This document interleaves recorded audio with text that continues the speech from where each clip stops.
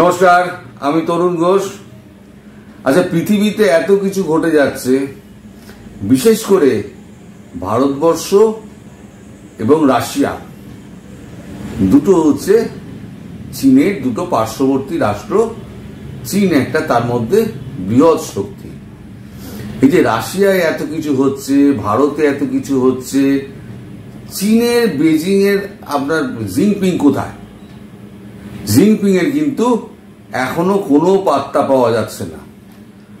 যত কথাবার্তা হচ্ছে, এর আগে সীমান্ত নিয়ে কথাবার্তা হলো ডক্টর জয়শঙ্করের সঙ্গে আমাদের বিদেশমন্ত্রী, তাদের বিদেশমন্ত্রীর মধ্যে।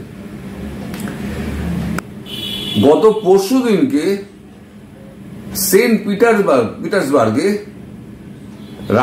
চীনের পররাষ্ট্রমন্ত্রীর সঙ্গে কথা হলো আমাদের NSA national security adviser Ajit দোভালের সঙ্গে। পররাষ্ট্রমন্ত্রী একবার গিয়ে বৈঠক করছেন জয়শঙ্করজির সঙ্গে, বিদেশমন্ত্রী একবার গিয়ে বৈঠক করছেন জয়শঙ্করজির সঙ্গে, আবার পররাষ্ট্রমন্ত্রী একবার গিয়ে বৈঠক করছেন সেন্ট পিটার্সবার্গে অজিত দোভালের সঙ্গে। মধ্যিখানে জিনপিং কই? যাকে ছাড়া চীনের একটা পাতা নড়ত না, তার কিন্তু কোনো হদিশ পাওয়া যাচ্ছে না। আপনাদের মনে আছে যে এই ওদের প্লেনাম চলার সময় প্রথম দিন কিন্তু বেজিং এ এই এতে উপস্থিত ছিলেন, প্লেনামে উপস্থিত ছিলেন আমাদের জিনপিং।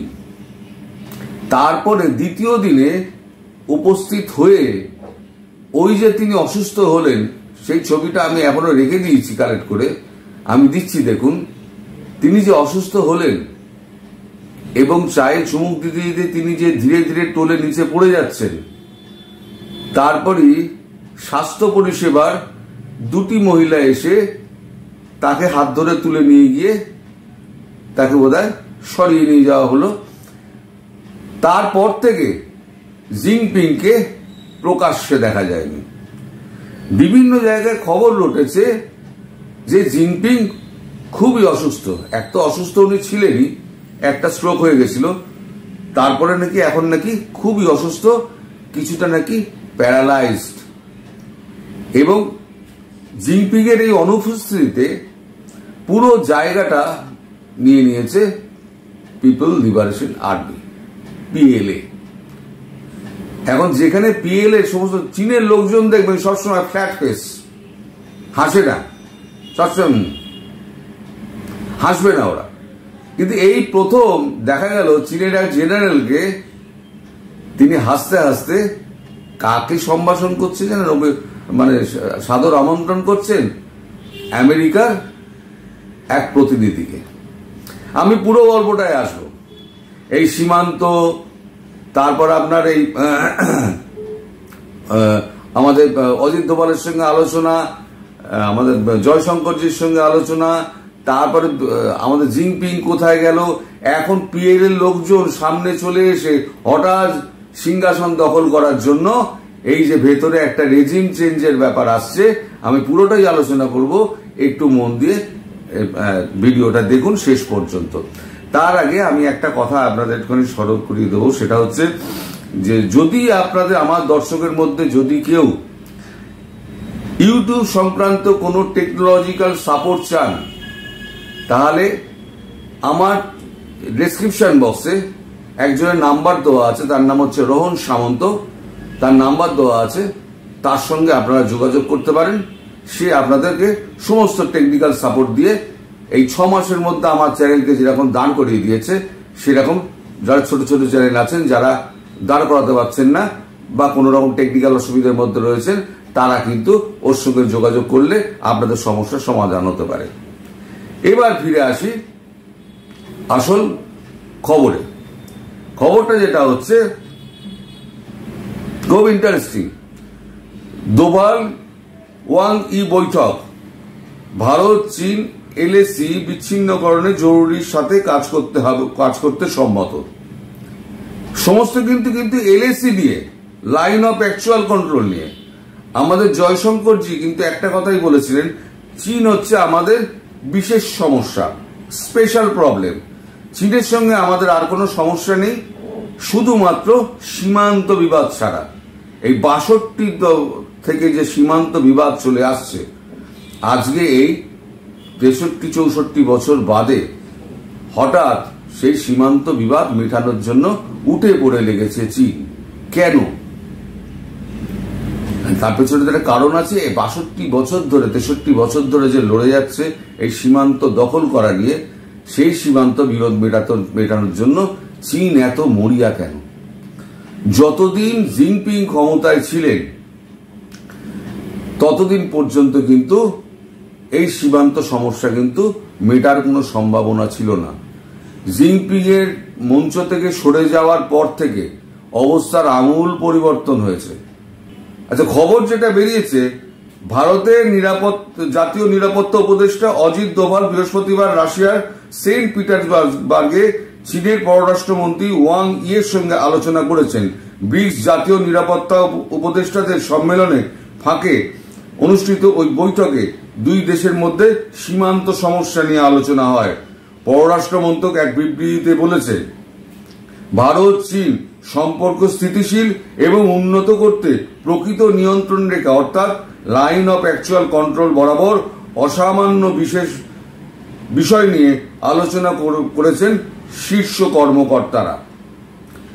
বিবৃতিতে বলা হয়েছে, এটা কিন্তু জয়েন্ট স্টেটমেন্ট হচ্ছে, জয়েন্ট স্টেটমেন্টে কিন্তু বলছে, দুজনেই বলছেন, বিবৃতিতে বলা হয়েছে বৈঠকটি দুই পক্ষকে প্রকৃত নিয়ন্ত্রণ রেখা বরাবর অবশিষ্ট সমস্যাগুলির একটি দ্রুত সমাধান খোঁজার দিকে সাম্প্রতিক প্রচেষ্টা পর্যালোচনা করার একটি সুযোগ দিয়েছে, যা দ্বিপাক্ষিক সম্পর্ক স্থিতিশীল এবং পুনর্গঠনের জন্য পরিস্থিতি তৈরি করবে। মন্ত্রক বলছে যে উভয় পক্ষকেই বিতর্কিত এলাকায় সম্পূর্ণ বিচ্ছিন্নতার দিকে জরুরিতার সাথে কাজ করতে তাদের প্রচেষ্টাকে দ্বিগুণ করতে সম্মত হয়েছে। অর্থাৎ এলএসি, এখন তো এলওসি আছে, লাইন অফ অ্যাকচুয়াল কন্ট্রোল নেই, লাইন অফ কন্ট্রোল আছে। লাইন অফ অ্যাকচুয়াল কন্ট্রোল ছেড়ে তো ৬২তে চলে এসেছিল এইখানে প্যাংগং এর ধারে, তাহলে ওদের পিছিয়ে যেতে হবে প্যাংগংকে ছেড়ে, লাদাখকে ছেড়ে আরো পেছন দিকে। ওটাই হচ্ছে প্রকৃত এলএসি। আর জয়শঙ্করজি বলেছিলেন যে কথা প্রথমেই তখনই হবে যখন লাইন অফ অ্যাকচুয়াল কন্ট্রোল নিয়ে সমস্ত সমস্যার সমাধান হবে, কারণ চীন ভারতে নিবেশ করতে চায়। আর জয়শঙ্করজি একটা কাঁটাই হয়ে রয়েছেন, উনি পরিষ্কার বলে দিয়েছেন যতক্ষণ না পর্যন্ত লাইন অফ অ্যাকচুয়াল কন্ট্রোল যতক্ষণ না পর্যন্ত ঠিক হচ্ছে ততক্ষণ পর্যন্ত চীনা কোনো নিবেশ ভারতে করা যাবে না। যেমন অবস্থায় আছে তেমন অবস্থায় থাকবে। আর যদি নিবেশ হয়ও, যদি অর্থ নিবেশ হয়ও, তাহলে সমপরিমাণ অর্থ, যে অর্থ বিনিয়োগ হচ্ছে তার সমপরিমাণ অর্থ ভারতীয় রিজার্ভ ব্যাংকের কাছে জমা রাখতে হবে। যদি কোনোদিনও হঠাৎ করে চীন মনে করে যে আমি ফ্যাক্টরি তুলে দেবো, তাহলে মানুষগুলো, আমাদের দেশের মানুষ যাতে বেকার না হয়ে যায়, তাহলে সেই অর্থটা যেটা জমা থাকবে সেই অর্থটা আমাদের দেশের কোনো প্রতিষ্ঠানকে দিয়ে, ব্যবসায়ী প্রতিষ্ঠানকে দিয়ে সেই অর্থটা দিয়ে তাকে বলা হবে তুমি কারখানাটা চালিয়ে দাও। এটা হচ্ছে প্ল্যান। এতদিন টানা বাহানা করার পর এবার সেটা নিয়েও চীন রাজি হয়েছে। দোভাল বলেছেন যে এলএসির প্রতি শান্তি এবং সম্পূর্ণ সম্পর্ক স্বাভাবিক করার জন্য অত্যন্ত গুরুত্বপূর্ণ। বিবৃতিতে বলা হয়েছে, মানে ওই জয়েন্ট স্টেটমেন্টে বলা হয়েছে, উভয় পক্ষকেই অবশ্যই প্রাসঙ্গিক দ্বিপাক্ষিক চুক্তি, প্রোটোকল এবং অতীতের দুই সরকারের সমঝোতা মেনে চলতে হবে। মানে লাইন অফ অ্যাকচুয়াল কন্ট্রোলের যে প্রথম যে সমঝোতাটা হয়েছিল ভারতবর্ষ স্বাধীন হওয়ার পর, যে লাইন অফ অ্যাকচুয়াল কন্ট্রোল নিয়ে যে সমঝোতা হয়েছিল চীনের সঙ্গে, সেই সমঝোতা দু দেশকেই মেনে চলতে হবে। অর্থাৎ তুমি লাইন অফ অ্যাকচুয়াল কন্ট্রোলের পেছনে চলে যাও, আমি এলওসির দিকে আমি চলে আসবো। এইটা হচ্ছে মোদ্দা কথা। কিন্তু এত কিছুর মধ্যে বেজিং, আমাদের বারবার বেজিং চলে আসে, এত কিছুর মধ্যে আমাদের জিনপিং কোথায়? জিনপিং এর কিন্তু কোনো পাত্তা নেই। জিনপিং কোথায় আছেন, কি করছেন না করছেন, তিনি আদৌ জীবিত আছেন, ভগবান করুন তিনি জীবিত থাকুন, তিনি জীবিত আছেন কি সুস্থ আছেন, কি অবস্থায় আছেন, আমরা কিন্তু কেউই কিছু জানতে পারছি না। ফলে বিশ্ব একটা অদ্ভুত জিজ্ঞাসা চিহ্নের মধ্যে পড়ে গেছে। এর মধ্যে আবার একটা আগুনের ফুলকির মতো দেখা দিয়েছে, সেটা হচ্ছে মার্কিন একটা প্রতিনিধি দল চীনে গিয়েছে। চীনে যাওয়ার পরে এই খবরটা আমি পড়ছি, তারপরেতে আমি খবরটা আপনাকে বিশ্লেষণ করব। নিরাপত্তা সম্পর্ক পুনরুজ্জীবিত করতে শীর্ষ মার্কিন কর্মকর্তা চীনা সাধারণ বৈঠক। সুলিভান বৃহস্পতিবার 8 বছরের প্রথম মার্কিন জাতীয় নিরাপত্তা উপদেষ্টা হয়ে ওঠেন, যিনি চীনের শীর্ষ সামরিক সংস্থার ভাইস চেয়ারম্যানের সঙ্গে দেখা করেন, যা প্রেসিডেন্ট জিনপিং দ্বারা পরিচালিত হয়ে থাকে এবং সক্রিয় বা কর্মীদের দ্বারা বিশ্বের বৃহত্তম সেনাবাহিনীর তত্ত্বাবধান করে। এতদিন ধরে শি জিনপিং এই সমস্ত বৈঠকগুলো করতেন, এখন শি জিনপিং এর বদলে যিনি করছেন তিনি হচ্ছেন এই সৈনিক জেনারেল ভাইস চেয়ারম্যান। হোয়াইট হাউসের ঊর্ধ্বতন কর্মকর্তা জ্যাক সুলিভান বলেছেন যে চীন ও মার্কিন যুক্তরাষ্ট্রের দায়িত্ব রয়েছে সহযোগিতায় ক্রমবর্ধমান প্রতিযোগিতা বন্ধ করা। একজন শীর্ষ চীনা জেনারেলের সাথে বিরল আলোচনার সময় যা অন্য একটি বাধা ভেঙে দিয়েছে। যে বাধাটার কথা বলা হচ্ছে সে বাধাটা হচ্ছে জিনপিং বাধা।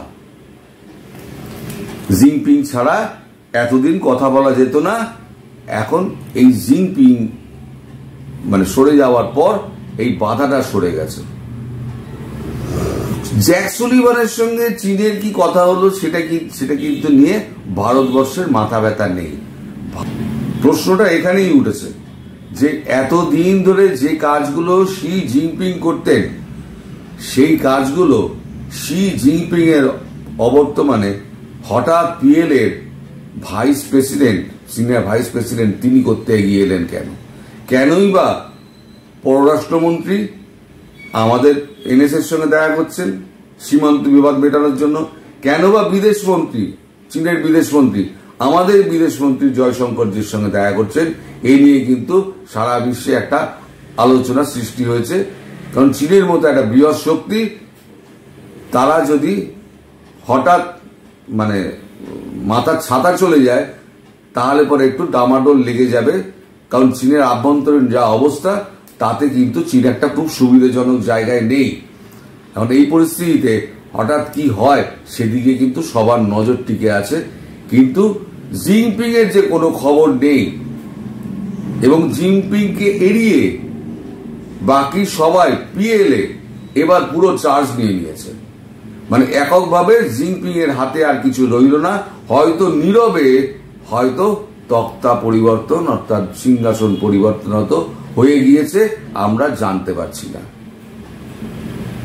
মিলিটারি সিকিউরিটি সার্ভিস MSS চীনের যে গোয়েন্দা সংস্থা তারা পুরো খবরটাকে চেপে রেখে দিয়েছে। গ্লোবাল টাইমসের মতো পত্রিকাও একটা খবরও বলছে না।